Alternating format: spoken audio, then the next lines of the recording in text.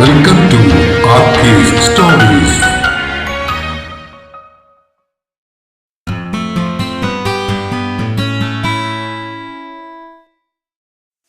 പ്രിയ പ്രണയിനി ഭാഗം 74. രചനയും അവതരണവും രഘുദാസ് കാട്ടുങ്കൽ. തിരുവനന്തപുരത്തേക്ക് പോകാൻ തയ്യാറാവുകയായിരുന്നു വിശ്വൻ. ഡ്രസ്സ് ചെയ്ത് കണ്ണാടിക്ക് മുന്നിൽ നിന്ന് മുടി ചെയ്യുമ്പോഴാണ് വാഷ്റൂമിന്റെ വാതിൽ തുറക്കുന്ന ശബ്ദം കേട്ടത്. കുളി കഴിഞ്ഞ് ഈറനോടെ ഇറങ്ങി വരുന്ന രശ്മികയെ കണ്ണാടിയിലൂടെ കണ്ടതും വിശ്വന്റെ കൈകൾ നിശ്ചലമായി. അവന്റെ കണ്ണുകൾ ആ ഒരു ദൃശ്യത്തിൽ മാത്രം പതിഞ്ഞുപോയി. അവളുടെ കൈത്തണ്ടയിൽ ഈറൻ വസ്ത്രങ്ങൾ കിടപ്പുണ്ട്. നനഞ്ഞ മുടി തോർത്തുകൊണ്ട് ചുറ്റിക്കെട്ടിയിരിക്കുന്നു. വെള്ളയിൽ ചുവപ്പ് പൂക്കളുള്ള ലൂസായ ഒരു ടോപ്പും അതിന് ചേർന്ന ചുവന്ന നിറത്തിൽ മനോഹരമായൊരു നീളൻ സ്കേർട്ടുമായിരുന്നു അവളുടെ വേഷം. കുളിച്ചീറനുമായി നിൽക്കുന്ന അവളുടെ ആ സൗന്ദര്യം കാന്തത്തെ പോലെ അവന്റെ ചേതനയെ ആകർഷിച്ചു കളഞ്ഞു. തുടുത്ത കവളുകളിലും നീണ്ട കഴുത്തിലും പറ്റി നിൽക്കുന്ന ചെറിയ വെള്ളത്തുള്ളികൾ ജനാലിലൂടെ വന്ന ഇളം വെളിച്ചത്തിൽ തിളങ്ങുന്നുണ്ടായിരുന്നു. ഇന്നേ വരെ താൻ കണ്ടിട്ടുള്ളതിൽ വെച്ച് ഏറ്റവും സുന്ദരിയാണവൾ എന്നവന് തോന്നി. തന്നിലേക്ക് തന്നെ നീളുന്ന വിശ്വന്റെ ആ പ്രണയം നിറഞ്ഞ നോട്ടം കണ്ണാടിയിലൂടെ കണ്ടതും രശ്മികയുടെ കവിളുകൾ പെട്ടെന്ന് ഒരു നാണച്ചുവപ്പിനാൽ തൊടുത്തു. എന്തു ചെയ്യണമെന്നറിയാതെ അവൾ വല്ലാത്തൊരു ലജ്ജയോടെ മുഖം താഴ്ത്തി നിന്നുപോയി. കയ്യിലിരുന്ന ചീപ്പ് മേശപ്പുറത്തേക്ക് വെച്ച് വിശ്വൻ പതുക്കെ അവൾക്കടുത്തേക്ക് നടന്നു ചെന്നു. അവളുടെ തൊട്ടു മുന്നിൽ ചെന്ന് നിന്ന് അവൻ വലതു കൈയുടെ ചൂണ്ടുവിരൽ കൊണ്ട് അവളുടെ താടിത്തുമ്പിൽ പിടിച്ച് ആ മുഖം പതുക്കെ മുകളിലേക്ക് ഉയർത്തി. ആർദ്രമായ കണ്ണുകളുടെ ആഴങ്ങളിലേക്ക് അവന്റെ നോട്ടം കടന്നു ചെന്നു. പ്രണയം തിളച്ചു നിൽക്കുന്ന അവന്റെ ആ നോട്ടത്തെ നേരിടാനാവാതെ അവൾ കുഴങ്ങി. എന്തിനെന്നറിയാതെ അവളുടെ കൺപീലികൾ പിടച്ചു. നോട്ടം മാറ്റാൻ ശ്രമിച്ചിട്ടും വിശ്വന്റെ സാമീപ്യം അവളെ അവിടെ തന്നെ തളച്ചിട്ട് കളഞ്ഞു. നീ എത്ര സുന്ദരിയാണ് പെണ്ണെ. വിശ്വന്റെ ചുണ്ടുകൾ പതുക്കെ മന്ത്രിച്ചപ്പോ അവന്റെ ശ്വാസത്തിന്റെ ചൂട് അവളുടെ മുഖത്ത് തട്ടി. അവന്റെ ആ ഹൃദയം നിറഞ്ഞ പുകഴ്ത്തൽ കേട്ട് അവളുടെ മുഖം ഒരു പൂമുട്ടുപോലെ വിടർന്നു. നാണത്തിൽ പൊതിഞ്ഞ ചുണ്ടുകളിൽ മനോഹരമായൊരു പുഞ്ചിരി അവനു വേണ്ടി തെളിഞ്ഞു. ആ ചിരിയിൽ സർവവും മറന്ന വിശ്വൻ പതുക്കെ മുഖം താഴ്ത്തി. ലജ്ജയോടെ വിറക്കുന്ന ആ മൃദുവായ ചുണ്ടുകളെ അവൻ തന്റെ ചുണ്ടുകളാൽ കവർന്നെടുത്തു. പ്രണയത്തിന്റെ അതിലോലമായ നിമിഷങ്ങൾ ആ മുറിയിലാകെ ഒരു മാസ്മരികത പടർത്തിയിരുന്നു. കാലങ്ങളായി സ്നേഹിക്കപ്പെടാൻ കുതിച്ചിരുന്ന രണ്ടു മനസ്സുകൾ കൂടുതൽ ഒന്നായി ചേരുകയായിരുന്നു. ദീർഘമായ ആ ചുംബനത്തിന് ശേഷം മുഖമുയർത്തി നോക്കുമ്പോൾ വിശ്വന്റെ കണ്ണുകളിൽ വല്ലാത്തൊരു കുസൃതി നിറഞ്ഞിരുന്നു. ഇനിയും ഇങ്ങനെ നോക്കി നിന്നാലേ ചിലപ്പോൾ ഞാൻ തിരുവനന്തപുരത്തേക്ക് പോകുന്ന കാര്യം ഇന്ന് നടക്കില്ല. അവന്റെ ആ പറച്ചിൽ കേട്ടതോടെ രശ്മിയുടെ മുഖം നാണം കൊണ്ട് ഒന്നുകൂടി ചുവന്നു തൊടുത്തെങ്കിലും വീണ്ടും അവന്റെ സ്നേഹം കുതിക്കുന്നത് പോലെ അവൾ ആ വിശാലമായ നെഞ്ചിലേക്ക് ഒന്നുകൂടി ഒട്ടി നിന്നു. അവളുടെ ആ നിൽപ്പിലെ പ്രണയം പൂർണ്ണമായും ഉൾക്കൊണ്ടുകൊണ്ട് വിശ്വൻ അവളെ ഇറുകെ ചേർത്ത് പിടിച്ചു. എന്നിട്ട് അതിയായ വാത്സല്യത്തോടെ അവളുടെ ആ നെറുകയിൽ മൃദുവായി ഒന്നുകൂടി ചുംബിച്ചു. ഇനി ഇനി എന്ന് വരും? അവന്റെ നെഞ്ചിൽ മുഖമമർത്തിക്കൊണ്ട് അവൾ ചോദിച്ചു. യാത്ര ചോദിച്ചിറങ്ങുമ്പോൾ തനിക്കായി കാത്തിരിക്കാൻ മനസ്സിൽ പ്രണയവും നിറച്ചുകൊണ്ടൊരുവൾ ഇനിയങ്ങോട്ടുണ്ടല്ലോ എന്നുള്ള സന്തോഷം ആ സമയം വിശ്വന്റെ കണ്ണുകളിൽ പ്രകാശിക്കുന്നുണ്ടായിരുന്നു. ഇന്നേ വരെ അവൻ അനുഭവിച്ചിട്ടില്ലാത്തൊരു വികാരമായിരുന്നു അത്. 2 ദിവസം കഴിഞ്ഞേ വരാൻ പറ്റുകയുള്ളൂ രച്ചു. അവൻ അവളുടെ മുടിയിഴകളിൽ തലോടിക്കൊണ്ട് പതുക്കെ പറഞ്ഞു. 2 ദിവസം കഴിഞ്ഞ് മാത്രമേ വരൂ എന്ന് കേട്ടപ്പോഴുണ്ടായ മങ്ങലിനും മീതെ അവളുടെ മുഖം ആ വിളി കേട്ടതിന്റെ സന്തോഷത്തിൽ പ്രകാശിച്ചു വന്നു. എന്താ ഇപ്പൊ വിളിച്ചത്? അവൾ അത്ഭുതത്തോടെയും അതിലേറെ സന്തോഷത്തോടെയും മുഖമുയർത്തി അവനെ നോക്കി. രച്ചുന്ന്. എന്തേ, എന്റെ പെണ്ണിന് ആ വിളി ഇഷ്ടപ്പെട്ടില്ലേ? അവനൊരു കള്ളച്ചിരിയോടെ ചോദിച്ചു. അതിനൊരു മറുപടി വാക്കുകളിലൂടെയല്ല അവൾ നൽകിയത്.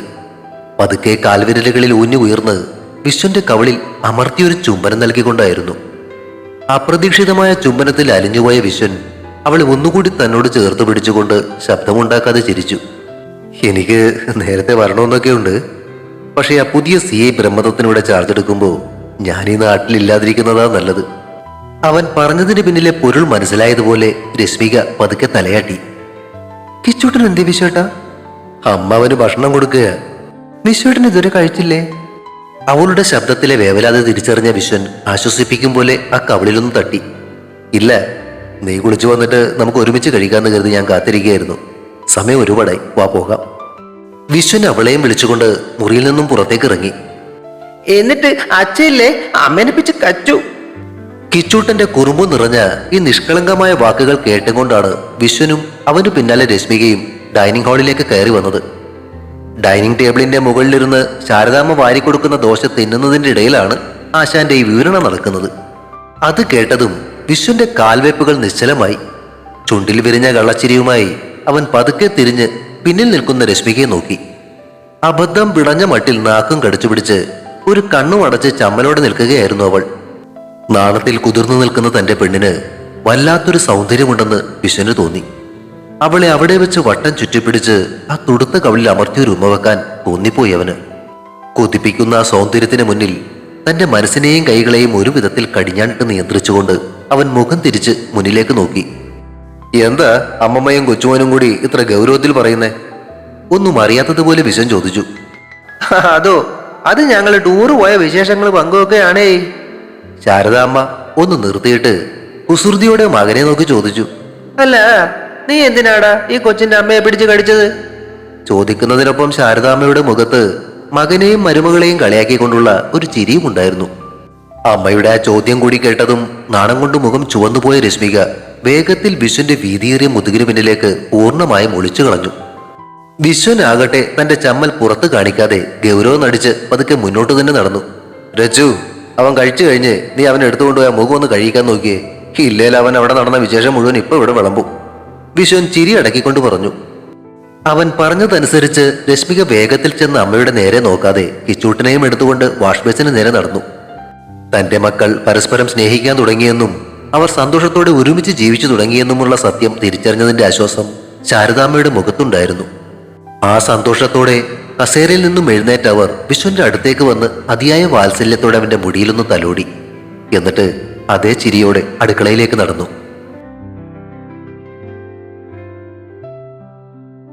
എന്റെ ഇൻസ്പെക്ടർ സാറേ, ഇനി എത്ര ദിവസം കൂടി ഉണ്ടാകും യൂണിഫോം ധരിച്ചുകൊണ്ടുള്ള ഈ ഗമയും പോക്കും? ഡ്യൂട്ടിക്ക് പോകാനായി യൂണിഫോം ധരിച്ച് കണ്ണാടിക്ക് മുന്നിൽ നിന്ന് ബെൽറ്റ് മുറുക്കുകയായിരുന്ന ദേവൻ അവളുടെ ആ കുസൃതി ചോദ്യം കേട്ട് പതുക്കെ തിരിഞ്ഞു നിന്നു. അവളുടെ കണ്ണുകളിലെ കള്ളത്തരം കണ്ട് അവൻ ചിരിച്ചു. ഈ യൂണിഫോം ഇല്ലെങ്കിലും ദേവനും അവന്റെ പെണ്ണും ജീവിക്കും മോളെ. അത്രയും പറഞ്ഞുകൊണ്ട് ആത്മവിശ്വാസത്തോടെ അവൻ തന്റെ മീശ പിരിച്ചു. അത് പിന്നെ എനിക്ക് അറിഞ്ഞൂടെ ചേക്ക, ആ പഴയ ഓട്ടോറിക്ഷ എപ്പോഴും വാടകയ്ക്ക് ഓടുന്നുണ്ടല്ലോ അല്ലേ? അവൾ അവനെ തിരികെ കളിയാക്കി. പിന്നെ അല്ലാതെ. സത്യം പറഞ്ഞ ദേവേട്ട, നിങ്ങളുടെ ഈ പോലീസ് കട്ട് ചെയ്ത മുടിയും ഒട്ടും താടിയില്ലാത്ത ഈ മിനുത്ത മുഖത്തെക്കാളും ഒക്കെ എനിക്കിഷ്ടം നിങ്ങളുടെ പഴയ രൂപ. അവൾ ഏതോ ഓർമ്മയിൽ ചിരിച്ചു. ആണോ? അവൻ ചുണ്ടു ചുളുക്കി ക്ലീൻ ഷേവ് ചെയ്ത തന്റെ താടിയിൽ പതുക്കെ ഒന്ന് തലോടി. എന്നാ പിന്നെ ആ സദാനന്ദന്റെ വക സസ്പെൻഷൻ ഓർഡർ കൈ കെട്ടുമ്പോ താടിയങ്ങ് വളർത്തിയാലോ? ആ, ഗുഡ് ബോയ്, ഞാനത് പറയാൻ വരികയായിരുന്നു. അവൾ സന്തോഷത്തോടെ കട്ടിൽ എഴുന്നേറ്റിരുന്നു. അങ്ങനെ താടി വളർത്തിയാല് നീ എനിക്കെന്ത് സമ്മാനം തരും? ഇങ്ങ് വാ, പറയാം. അവൾ കൈ നീട്ടി അരികിലേക്ക് വിളിച്ചതോടെ അവൻ കട്ടിലിന്റെ അടുത്തേക്ക് ചെന്നു. അടുത്തേക്ക് വന്ന് അവന്റെ യൂണിഫോമിൽ പിടിച്ചു വലിച്ച് അവൾ അവനെ തന്റെ മേലേക്ക് ഇട്ട് കളഞ്ഞു. അവളുടെ മൃദുവായ ചുണ്ടുകളും കൈകളും അവനിലേക്ക് പടർന്നു കയറിയപ്പോ അതിനേക്കാൾ ഇരട്ടി ആവേശത്തോടെ അവന്റെ ശക്തമായ കൈകളും അവളെ പൊതിഞ്ഞു. അല്പം മുന്നേ മുറുക്കിയ ആ ബെൽറ്റിന്റെ ബക്കിൾ അവൾ വലിച്ചു ഊരുമ്പോഴാണ് പ്രണയത്തിന്റെ പങ്കുവെക്കലിന്റെ രസം കെടുത്താനെന്നോണം ദേവന്റെ ഫോൺ ഉച്ചത്തിൽ ശബ്ദിച്ചത്. അവളുടെ ചുണ്ടുകളിൽ നിന്നും പതുക്കെ മുഖമുയർത്തിയ അവന്റെ മുഖത്ത് ആ രസച്ചരട് പൊട്ടിയതിന്റെ അസ്വസ്ഥത നിറഞ്ഞു നിന്നിരുന്നു. ദേവന്റെ ഭാരത്തിൽ അമർന്ന് ഗൗരി അപ്പോൾ വല്ലാതെ കിതയ്ക്കുന്നുണ്ടായിരുന്നു. ആ ഫോൺ എടുക്കാൻ വേണ്ടി അവളുടെ ശരീരത്തിൽ നിന്നും എഴുന്നേൽക്കാൻ പോയ അവനെ അവൾ വിടാതെ പിടിച്ചു വെച്ചു. ഒന്ന് കണ്ണിറുക്കിയിട്ട് അവൾ തന്നിലേക്ക് വീണ്ടും അവനെ വലിച്ചു ചേർത്തു. പാതി വഴിയിൽ നിലച്ച ആ സ്നേഹപ്രകടനങ്ങൾ ആവേശത്തിരകൾ ഉയർത്തിക്കൊണ്ട് വീണ്ടും കുതിക്കവേ ആ ശല്യക്കാരൻ ഫോൺ വീണ്ടും ഉച്ചത്തിൽ മുഴങ്ങി തുടങ്ങി. പോയി, എന്റെ മൂഡ് മൊത്തം പോയി. അവനെ ദേഷ്യത്തോടെ തള്ളി മാറ്റിക്കൊണ്ട് അവൾ കൊച്ചുകുട്ടികളെ പോലെ പരിഭവിച്ചു. അവളിൽ നിന്നും എഴുന്നേറ്റു മാറിയ ദേവൻ ചിരിച്ചുകൊണ്ട് ആ മൂക്കിൻ തുമ്പത്ത് സ്നേഹത്തോടെ ഒന്ന് വലിച്ചു വിട്ടു. മൂടൊക്കെ ചേട്ടൻ ഇനി ഉണ്ടാക്കി തരാം മോളെ. ഈ നേരത്തെ ആരാ വിളിക്കുന്നതെന്ന് ഞാനൊന്ന് നോക്കട്ടെ. അവൻ മേശപ്പുറത്തു നിന്നും ഫോൺ എടുത്തു നോക്കി. സ്ക്രീനിലെ പേര് കണ്ടതും ദേവന്റെ മുഖം പെട്ടെന്ന് ചുളിയുന്നത് കണ്ട് ഗൗരിയുടെ പരിഭവമൊക്കെ മാറി അവളും കട്ടിലിൽ എഴുന്നേറ്റിരുന്നു. ആരാ ദേവേട്ട? അവളുടെ ആ ചോദ്യത്തിലും ആകാംക്ഷ നിറഞ്ഞു നിന്നിരുന്നു. ക്രിസ്റ്റിയ. പറഞ്ഞതിനൊപ്പം അവൻ പെട്ടെന്ന് ഫോൺ ചെവിയിലേക്ക് ചേർത്തു. ഫോണിന്റെ അങ്ങേ തലയ്ക്കൽ നിന്നും ക്രിസ്റ്റി പറയുന്ന സംസാരം കേൾക്കവേ അവന്റെ നെറ്റി കൂടുതൽ ചുളിഞ്ഞു. പെട്ടെന്ന് ആ കണ്ണുകൾ തനിക്ക് നേരെ കൂർത്തു നീളുന്നത് കണ്ട് ഗൗരി ശ്വാസം അടക്കിയിരുന്നു. എന്തോ പ്രശ്നം നടന്നിട്ടുണ്ടെന്ന് അവൾക്ക് ഉറപ്പായി. എന്താ പ്രശ്നം? അവൻ ആ ഫോൺ കട്ട് ചെയ്ത ഉടനെ അവൾ ആകാംക്ഷയോട് ചോദിച്ചു. ആ രാജീവനും അവന്റെ ഒപ്പം അന്ന് രാത്രി കാവിൽ കയറിയവരും ഇപ്പോ കമ്പിളിത്തോട്ടിലെ ഹോസ്പിറ്റലിൽ സ്പെഷ്യൽ ICUവിലാണെന്ന്. ഏ, അത്ഭുതത്തോടെ ഗൗരി കണ്ണു മിഴിച്ചു. അവർക്ക് എന്താ പറ്റിയത്? നിപ്പ. ദേവന്റെ സ്വരം കാറ്റുപോലെ പതിഞ്ഞിരുന്നു. ഗൗരിയുടെ തലച്ചോറിലൂടെ ചിന്തകൾ മിന്നൽ പോലെ പാഞ്ഞു. ആ രാത്രി സജീവനെ പേടിപ്പിക്കാൻ കാവിൽ പോയി തിരികെ വന്ന വൈശാഖിയും അനന്തനും പറഞ്ഞ കാര്യങ്ങൾ അവളുടെ ഓർമ്മയിലേക്ക് ഓടിയെത്തി. അവന്മാരെ കാവിൽ വെച്ച് കുറെ കടവാവലുകൾ കൂട്ടത്തോടെ ആക്രമിച്ചു. വൈശാഖി അന്നു പറഞ്ഞ ആ കാര്യം ഇപ്പോൾ ഭയപ്പെടുത്തുന്ന ഒരു സത്യമായി മാറിയിരിക്കുന്നു. ആ കാവിലെ ഇരുട്ടിൽ അവരെ ആക്രമിച്ച വവ്വാലുകളുടെ കടിയിലൂടെ മാരകമായ നിപ്പ വൈറസ് രാജീവിന്റെയും കൂട്ടരുടെയും ശരീരത്തിലേക്ക് കടന്നിരിക്കുന്നു. സദാനന്ദന്റെ പ്ലാനുകൾക്കപ്പുറം പ്രകൃതി തന്നെ അവർക്കുള്ള ശിക്ഷ നൽകി തുടങ്ങിയോ? അതോ കാവിലെ ഭഗവതിയാണോ അവരെ ശിക്ഷിച്ചത്? ഉത്തരമില്ലാത്ത ചോദ്യങ്ങളുമായി ഗൗരിയും ദേവനും പരസ്പരം നോക്കി നിന്നു. തുടരും. ഇഷ്ടപ്പെട്ടെങ്കിൽ എല്ലാവരും അഭിപ്രായം പറയണേ. പ്രിയ പ്രണയിനി അടുത്ത ഭാഗം ഉടൻ പ്രതീക്ഷിക്കുക. സബ്സ്ക്രൈബ് ചെയ്യാത്തവരുണ്ടെങ്കിൽ ദയവായി സബ്സ്ക്രൈബ് ചെയ്ത് സപ്പോർട്ട് ചെയ്യണേ. കഥയ്ക്ക് അഭിപ്രായങ്ങളും ലൈക്കുകളും ഹൈപ്പും ഒക്കെ നൽകുന്നതിനോടൊപ്പം തന്നെ കഥയുടെ ലിങ്ക് കഴിയുന്നവർക്കൊക്കെ ഒന്ന് ഷെയർ ചെയ്ത് കൂടി കൊടുത്തേക്കണേ. താങ്ക്